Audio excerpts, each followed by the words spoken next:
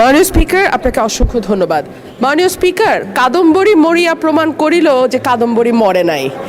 আমাদের তেলের দাম শেষমেশ বৃদ্ধি হইল মাননীয় স্পিকার, কিন্তু তার আগে আমরা দেখলাম কয়েক কিলোমিটার জুড়ে লম্বা লাইন। আমরা দেখলাম মাঝরাত পর্যন্ত ড্রাইভাররা দাঁড়িয়ে আছে, তারা তেল পাচ্ছে না, কিন্তু সরকারের সেই ব্যাপারে কোনো হেলদোল নাই।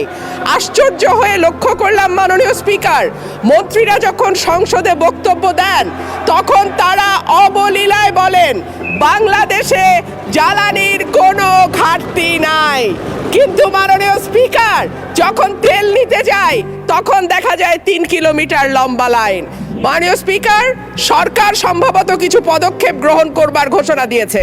তার একটা হচ্ছে মার্কেট প্লেস 7টা বাজে বন্ধ করে দেয়া।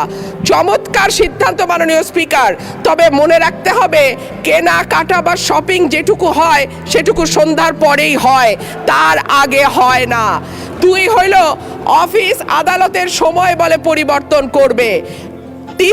5 দিনের জায়গায় 4 দিন বা 3 দিন তারা কর্মঘণ্টা ঠিক করবে।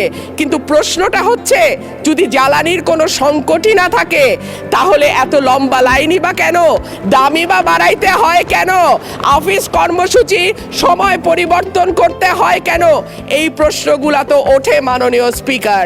মাননীয় স্পিকার, আপনার মাধ্যমে এই সংসদের কাছে আমি জানতে চাই, জ্বালানি মন্ত্রীরা যখন গণমাধ্যমে কথা বলেন তখন মনে হয় বাংলাদেশে আল্লাহর রহমতে কোনো সংকট নাই।